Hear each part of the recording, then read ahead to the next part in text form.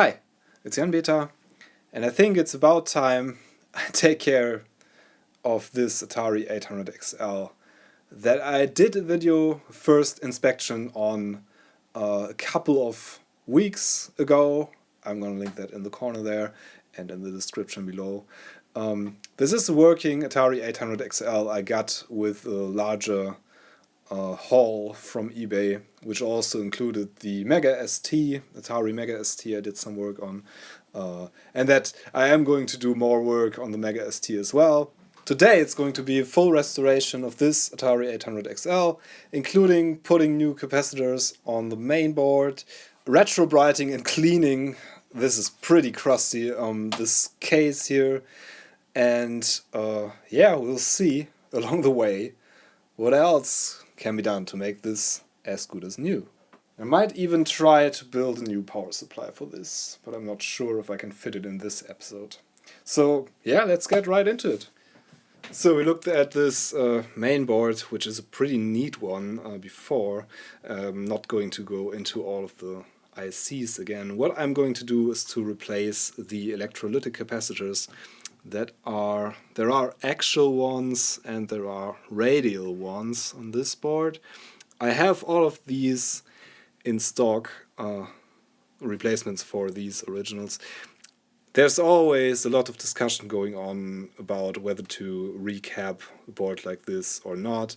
In my opinion, these electrolytic capacitors, it's not an opinion, they are electronic components that age. They have a limited lifespan, and these are like from the 80s, so they are pretty old. I don't know how many hours this thing was running. It is still running, but these are going to break at some point in time. So to be safe, I am using good brand capacitors. I'm using Panasonic mostly for the radial caps, and I'm using Vishay caps for the axial caps in this case. So we're going to get at least another couple of decades out of the capacitors if I replace them with good ones that are rated for higher temperatures. I'm using 105 degrees Celsius rated ones, and that prolongs the lifespan of the capacitors even more.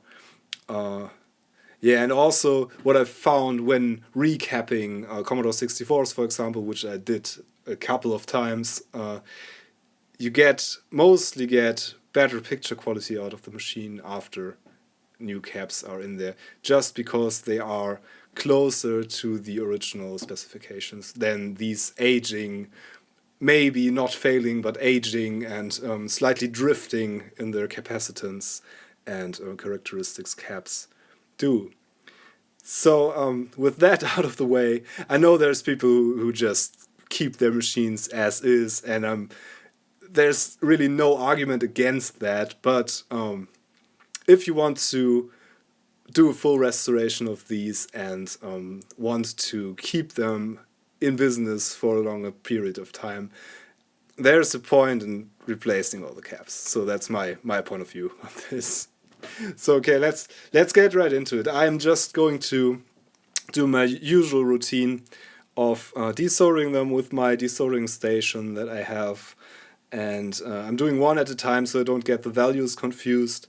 I try to get the polarity right this time. I messed that up a bit with my Commodore 128 restoration lately, so I'm going to be extra careful about that. The board seems to be labeled pretty nicely with big plus signs and minus signs on each cap, so I think we're pretty safe there. Without further ado, let's get into recapping this board. And while we're doing that, I just want to soak this in some soapy water. So I want to take apart this part here and take away all the metal parts, the keyboard. And I think this part can go in some water right away. Don't know if this sticker's gonna stay on there very well, but usually they do if you just soak them in water, so be careful with that. And I'm just going to remove the keyboard here from this part so we can work on it better.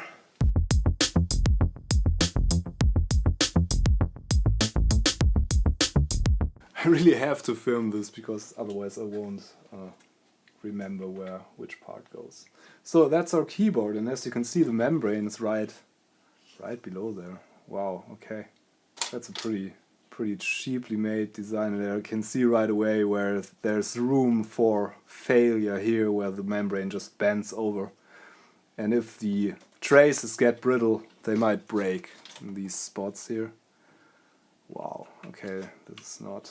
So I'm going to take off the keys, I guess, and at least clean them. I think I want to retrobrite the front side of the keys maybe, which is a difficult thing to do because the dark plastic might get marbled and get some marbling effects there. Yeah, but I still want to try that because this looks pretty nasty. And I think I'm going to remove the brown part here because I want to retrobrite the yellow part, which is really a beige part, nearly white. So I'm just going to remove these screws here, I guess. Oh, this is glued on metal to the plastic frame, okay. So I'm just going to remove these screws here, which probably hold that in place. This is a pretty nice looking construction, and they took quite some effort. Quite unusual for these old computers. Pretty nice design. I really like the design and the attention for detail that went into this, obviously. It's pretty cool. Trying to be really careful with these screws because the plastic is going to be very brittle.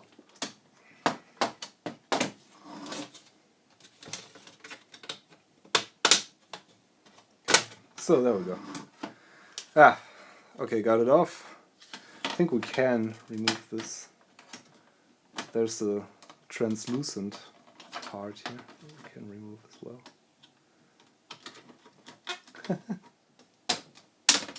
Okay. Wow, and this feels brittle. I hope I don't break it. Okay, there we go. It's not too bad. I think the metal parts here are glued on, probably. There's nothing, no latches or hinges to see. So I'm just gonna leave them on there and scrub them lightly. This is like dark, translucent plastic.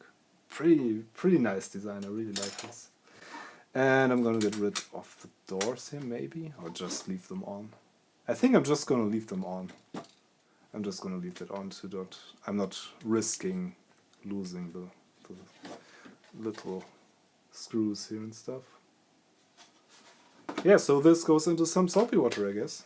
And I'm using this Sillet Bang, which is really for floors.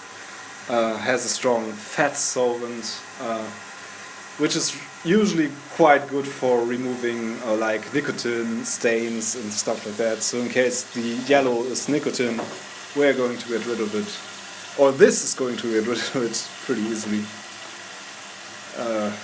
Yeah. No product placement, by the way. I'm not getting paid to say that this stuff is working well.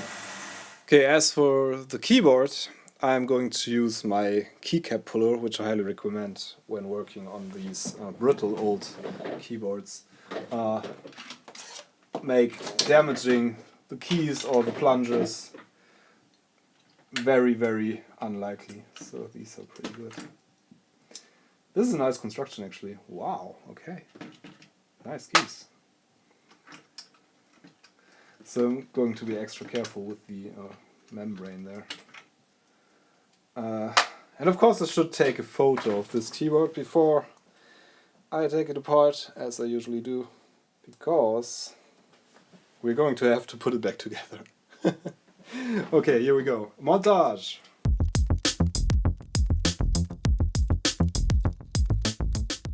Okay, I accidentally ripped one of these out, and this is how they are constructed, which is a pretty sophisticated mechanism. There's a larger spring and a smaller spring in the center, and the key is located on here, and the springs just go into these holes here. That's pretty nice. Really like this. And it held up pretty well all these years. So okay, on with removing the keys.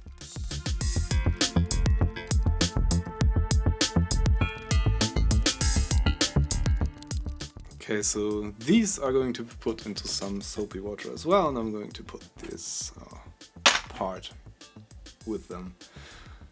Okay, now let's work on the board.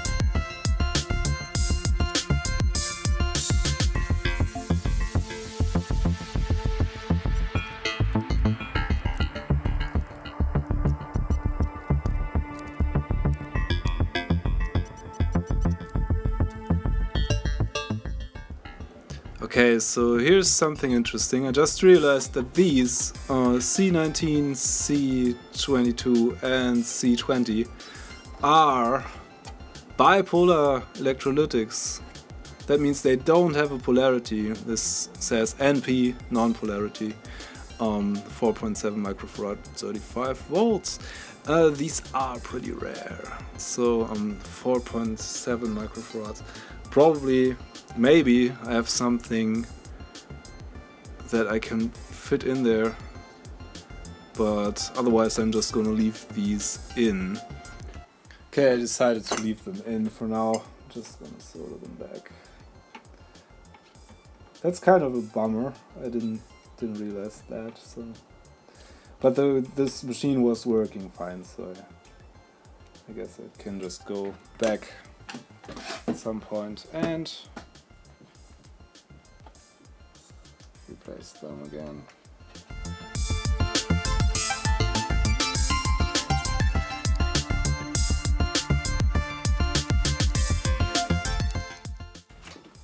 Okay, I'm totally going to take these off too and soak them. Let's see. They are so dirty.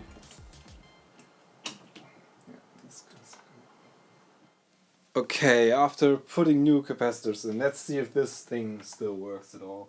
I am going to connect it to my monitor here quickly and to my bench power supply with the cable I made in the last video. I am going to make a new power supply for it, proper one. Okay, testing the recapped Atari 800XL. Fingers crossed.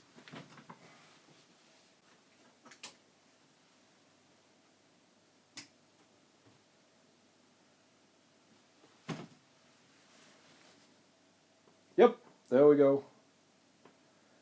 Still works. Phew. Nice. By the way, there's no electrolytics in the RF modulator. That's different from the Commodore 64, for example, that has some electrolytic caps in the RF modulator. This doesn't have that, so I didn't do anything to that. Just opened it up briefly and looked inside. So now what I'm going to do is to let this run for some time and see if any of the ICs get warm. It's not that apparent. On the Commodore 64, they get warm right away. These don't get that warm. They are. This one gets a bit warm there. So I don't know if heat sinks are necessary at all. We'll see. I'm just gonna let this run for half an hour or so and see which chips are getting warm and if it still runs then. Okay, here's something interesting, and I don't know if that's okay or if it's a thing, a failure. The Atari, as you just saw, just started cycling through the colors after a while. Might be some kind of screensaver thing, I guess. It doesn't seem pretty random, it just seems like it cycles through the colors after a while. So this might be an early implementation of a screensaver. I'm not sure because I've never had an Atari. I have to look that up. And as for the temperatures, these 4 chips here get a bit warm. This one very, very little. I think I might just add heat sinks to these 5 chips, I guess, just for good measure. These are not known to die of heat like some Commodore 64 models are. These are generally speaking pretty reliable, especially the 800XL version. Later versions of the Atari that were made later in the 80s, from the mid-80s on, I guess, were a bit more prone to failure, but these are usually pretty stable machines, as you can see. And yeah, I think I'm going to add heat sinks anyway because I'm in here and I want to do a full restoration. I'm going to use this for a while, hopefully. So it doesn't hurt to add heat sinks, I guess, if I can fit them in the case under the RF shield there. So I just looked up the color cycling thing, and that's normal. That's actually an early implementation of a screensaver. Mind blown. So I'm just mocking up my heat sinking plans here, and I think it won't fit. Just won't fit. No, it just won't fit. This sits pretty, the RF shield sits pretty close to the IC, so I'm just going to leave this as is. This is not a machine that dies of heat. You could, of course, leave the RF shield out altogether and put some heat sinks on here, or put some very flat heat sinks on here. But I don't think that it's really necessary in this machine, so I am going to leave it like that. Clean this a bit further with a brush and some window cleaner and a shower.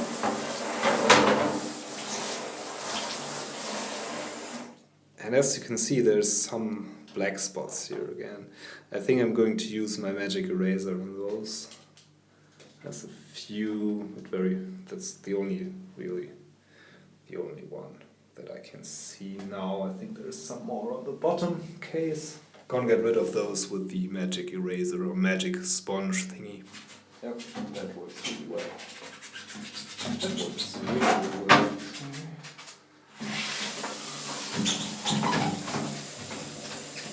Okay, so this is after cleaning the case, and as you can see, it looks way better. There's no stains or dirt or crusts on it anymore. I have to redo the cartridge doors here a bit, I guess. But the case itself, the plastic, is very yellow. This part here turned out pretty pristine. There's some paint still going on here that I'm going to scrape off, I guess. But otherwise it's pretty nice, so I'm not going to do any further work on this.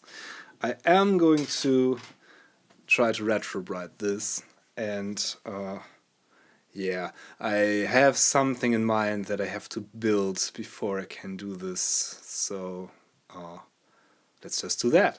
So after the success that I had with the little box last time, retrobrighting the Game Boy, I want to make a little retrobrighting box out of this box. I have some spray adhesive and I have some aluminium foil or aluminum foil, depending on where you are from.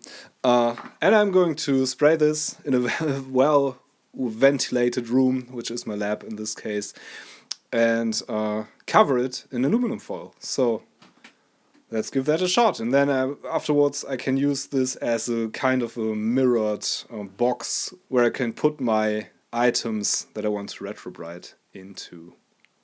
Hope that works.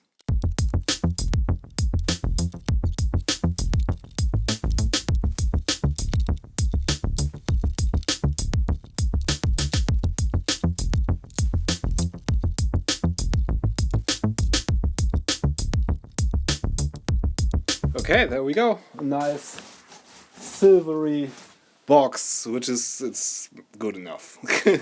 Basically, the main reason for doing this is that the surfaces are a bit reflective, and I think that's achieved. So what I'm going to do is to put the parts I want to retrobrite in there, and I am going to use my grow light because I used that last time I did something like that, and somehow put it on top there. I don't really know how yet. So here's what I do.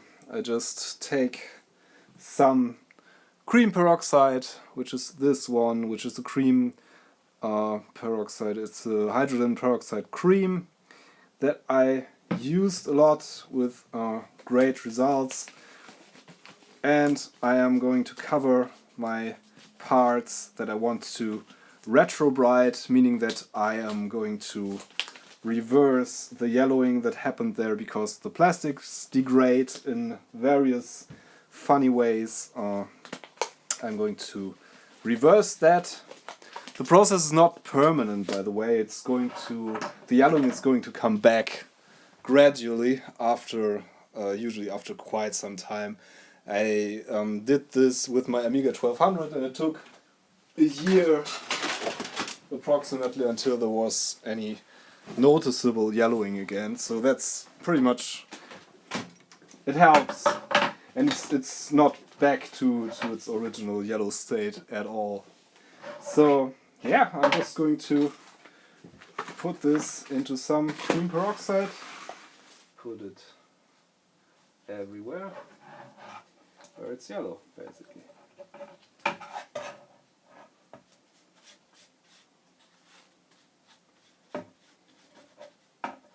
And you want to use this like paint nearly, so you want to apply it evenly so you don't get any streaking on there. By the way, this is not a very dangerous chemical, but you want to wear gloves. It isn't healthy and it can chemically burn your skin a bit.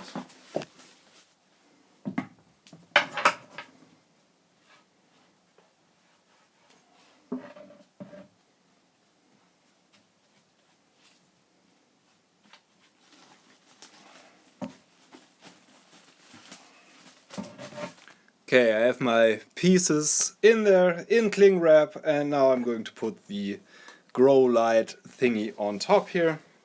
So, sorry for the messy lab, by the way, but I want this sitting in the middle here, like so. So the only thing I really need to do is to cut a hole. That's slightly smaller.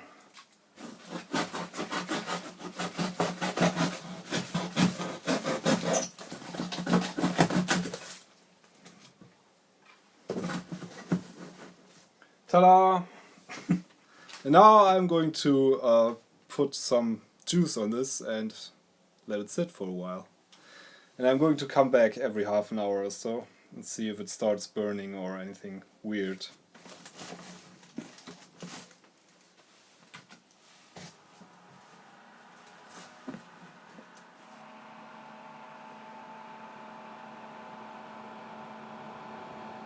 So here we are after half an hour of time. Let's see. Okay, this doesn't get warm, that's a good thing.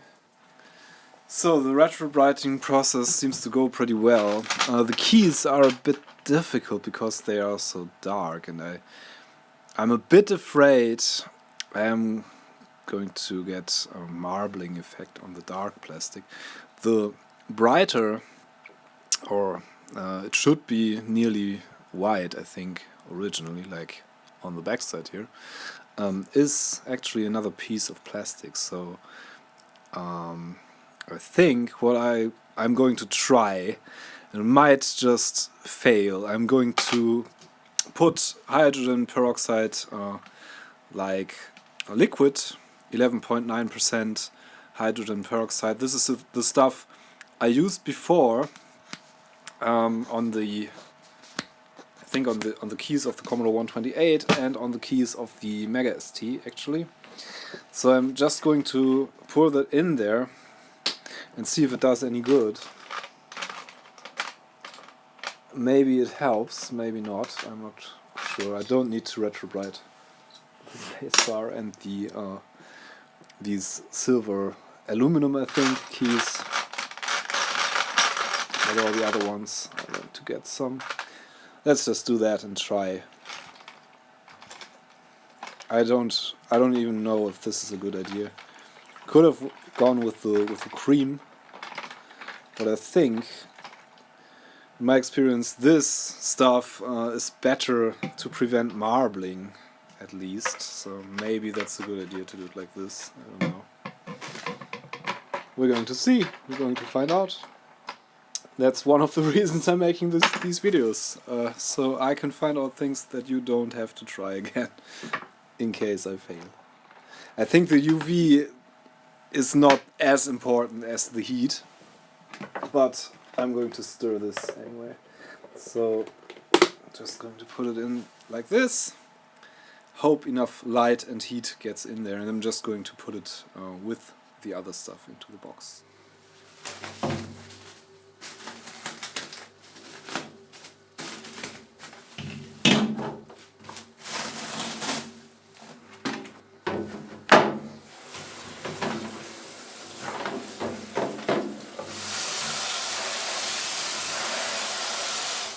So as you can see, the case turned out pretty nicely. There's still some very subtle yellowing around the edges, but this is the original color basically, and yeah, this is what came out after retrobrighting. So I'm pretty pleased with this. I'm going to put it all back together, and yeah. As for the keys, they are a bit more demanding than the case. I got them in this smaller reflective box that has bubble wrap all around it inside, and I've placed my grow light, as you can see, right on top there, because it heats up the inside of the box significantly to around 40 degrees Celsius or something like that. So I hope that this speeds up the process a bit. The keys are still yellow, and I have had them in there for, I don't know, like 5 hours or so.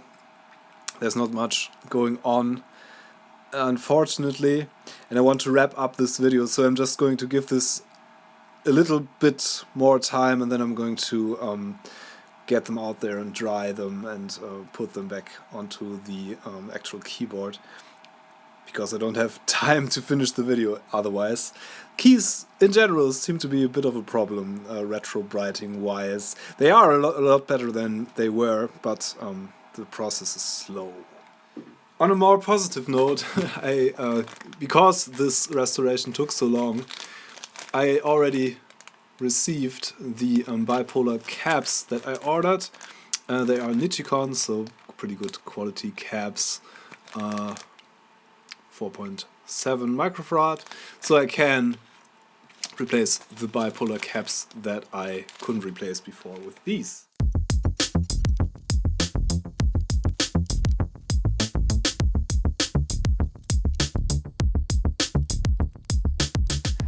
Okay, here we go, fully recapped.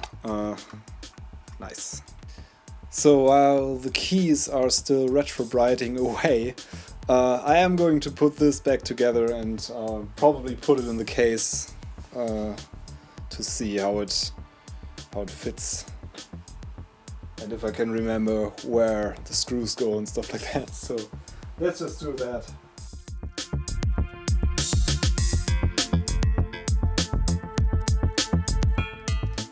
Okay, so the screws going from the bottom. I didn't really remember that.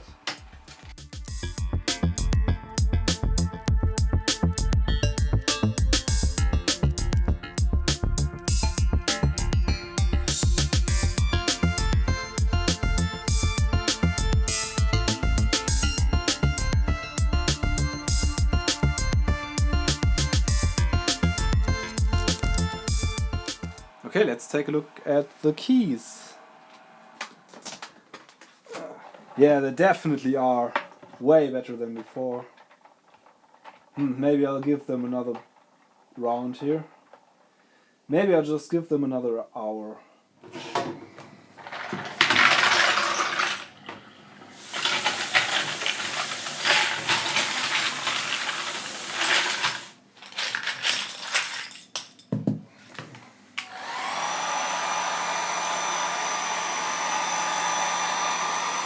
Okay, so the keys didn't turn out all that well. They have some marbling. I don't know if it's really visible on camera here, but in reality it isn't that bad, and the lettering is a lot brighter than before, but also I don't know if you can see that, there's a slight gradient from the top there. That is there's a brighter brown on top than on the bottom. It's not that bad, I've seen much worse, but it is slightly marbled. So that didn't go all too well. I guess that's always a problem with dark plastic parts. This one is particularly bad. Let's put the keyboard back together and see how it looks.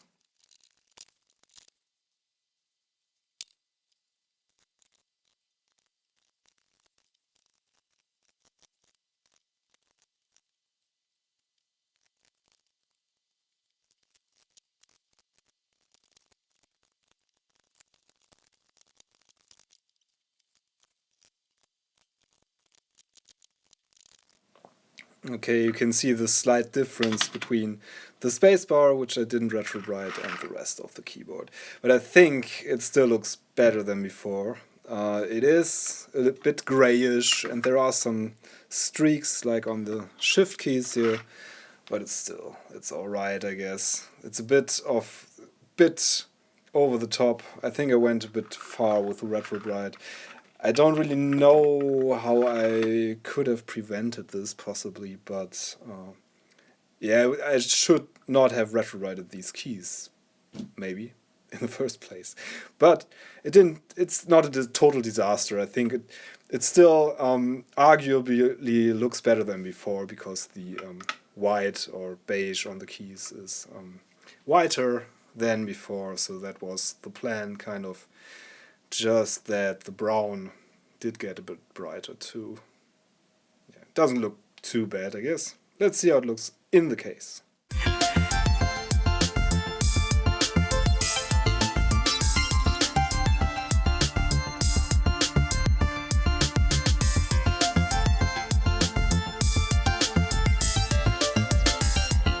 Ta-da! Yeah, okay, the keys are a bit brighter, but it doesn't look bad. Looks better than before, at least. Let's put it all back together and test it!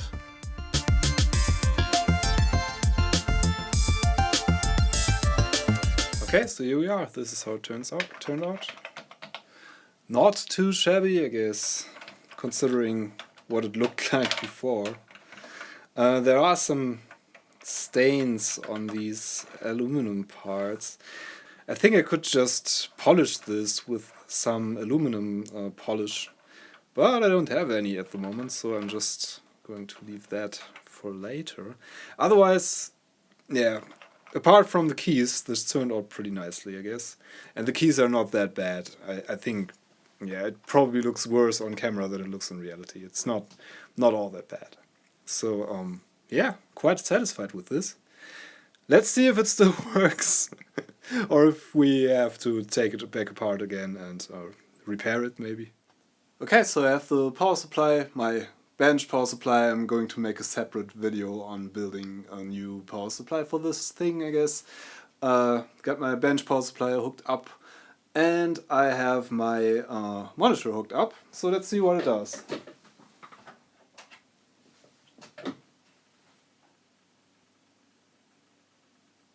Okay, so that's very promising. Seems to still work. So that's a nicely refurbished, restored Atari 800XL. Can't wait to try this out more. This seems to be a very, very lovely computer. So this video is long enough already, and it took me quite a while to film this all, so it's probably going to be up a day or two late. It is already evening now again, so this whole restoration took nearly all week, not counting the time I spent at my day job, of course. This was quite a lengthy thing to do, but it turned out pretty nicely, I guess, apart from the keyboard. As for the keyboard, there actually is a better version. This one has slight issues. It's the less expensive version, to put it mildly, of the keyboard. It is pretty well made still, but it doesn't feel as good. It feels a bit mushy. Still better than the Commodore 64 keyboard in my opinion. But there is one that has another switch mechanism. The better version actually has a brown PCB behind the keys, so you can see that shining through from the right angle. So if you see one of those, they are the better version. So, or so they say. I haven't tried any other Atari 800 XL other than this one yet. So this is mine. I'm pretty happy with how it turned out. The keys are not perfect, but that's okay. I'm not perfect too. So anyway, hope you enjoyed this restoration. There's gonna be more videos about this machine at a later point. Maybe I'm also going to try out some games in a stream sometime. I actually made a Twitch channel that I didn't do anything on yet, but there are plans to do like retro gaming on there, and maybe the occasional live repair if I can find the time. So I'm going to link the Twitch channel below if you want to be my, whatever it's called there, subscriber, I guess. So no promises whatsoever that there's going to be anything on there, but I'll try to be active there as well. As ever, thanks for watching. Hope you enjoyed this. Hope you stay tuned for more. If you want to give me support, give this a thumbs up, subscribe to my channel, comment below, maybe check out my Patreon if you enjoy this, and there's going to be behind the scenes stuff on there, and actually the unboxing of the haul that this was part of is on there too. Yeah, so much for now. Thanks for watching. Hope to see you again on this channel. I'm Jan Beta. Thanks. Bye.